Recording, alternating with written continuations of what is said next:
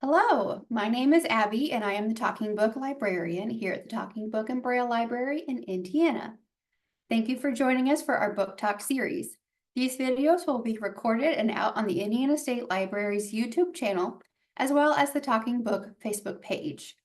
The purpose of these book talks is to provide book ideas for book clubs and to include questions for you to answer for yourself or in a book club setting. These videos will remain online, so you can decide to read these books whenever you'd like. If you are interested in this book or any of the others, give the Talking Book employees a call at 800-622-4970. Feel free to pause the video at any time to answer any of the questions. The book we will be discussing today is called The Magnolia Palace by Fiona Davis. And just a quick book summary. The book summary is 8 months since losing her mother in the Spanish flu outbreak of 1919, 21-year-old Lillian Carter's life has completely fallen apart. For the past 6 years, under the moniker Angelica, Lillian was one of the most sought-after artists' models in New York City, with statues based on her figure gracing landmarks from the Plaza Hotel to the Brooklyn Bridge. But with her mother gone, grieving Lillian is rudderless and desperate. The work has dried up, and a looming scandal has left her entirely without a safe haven.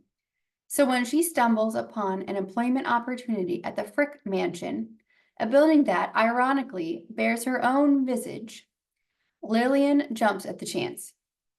But the longer she works as a private secretary to the imperious and demanding Helen Frick, the daughter and heiress of industrialist and art patron Henry Clay Frick, the more deeply her life gets intertwined with that of the family, pulling her into a tangled web of romantic trysts, stolen jewels, and family drama that runs so deep the stakes just may be life or death. Nearly 50 years later, English model Veronica Weber has her own chance to make her career, and with it, earn the money that she needs to support her family back home, within the walls of the former Frick residence, now converted into one of New York City's most impressive museums. But when she, along with the charming intern / budding art curator named Joshua, is dismissed from the Vogue shoot taking place at the Frick collection, she chances upon a series of hidden messages in the museum. Messages that will lead her and Joshua on a hunt that could not only solve Veronica's financial woes, but could finally reveal the truth behind a decades-old murder in the infamous Frick family. And our next slide is about the author. On the right-hand side, I have a picture. The author is blonde. She's wearing glasses, and she has on a maroon and maybe cream-colored top on. And this is about the author. Fiona Davis is the New York Times bestselling author of 7 historical fiction novels set in iconic New York City buildings, including The Spectacular, The Magnolia Palace, The Address, and The Lions of Fifth Avenue, which was a Good Morning America book club pick. Her articles have appeared in publications like The Wall Street Journal and the Oprah magazine. She first came to New York as an actress, but fell in love with writing after getting a master's degree at Columbia Journalism School. Her books have been translated into over 20 languages, and she's based in New York City. And now we'll get into the discussion questions. So the first question is, if you could meet any of these characters and have a conversation with them, who would it be? What would your conversation be about? And the next question. When Miss Helen meets Lillian, she says, "I like to make things difficult for other people. You should know that right off. I'm known to be difficult." How does their relationship evolve over the course of the book? While trying to convince Lillian to pose for his statues, Mr. Conti says that if the people of New York walk by one of my statues and look up and see something beautiful, an idea, or person who inspires them, then I have done my job. I do this not for me, it's for humanity. What do you think of this statement? Does it resonate with you and the role public art plays in your life? Why or why not? Miss Helen seems disconnected from reality and is frequently oblivious to the feelings and motives of those around her. Why do you think that is? How do you think her wealth and position have altered her worldview? How did it affect the way she treated people like Lillian or the way her father regarded people like Bertha? How do Joshua's experiences as a Black man in the art world affect the way he views the art at the Frick? Do his experiences alter your views of art history in any way? How do Lillian's and Veronica's experiences working as models in two different decades compare? In what ways does the novel explore the difference between being looked at versus being seen? The tenuous friendship Joshua and Veronica build during their stay in the Frick collection is almost destroyed when Veronica betrays his trust. What are the stakes for each of them in that moment?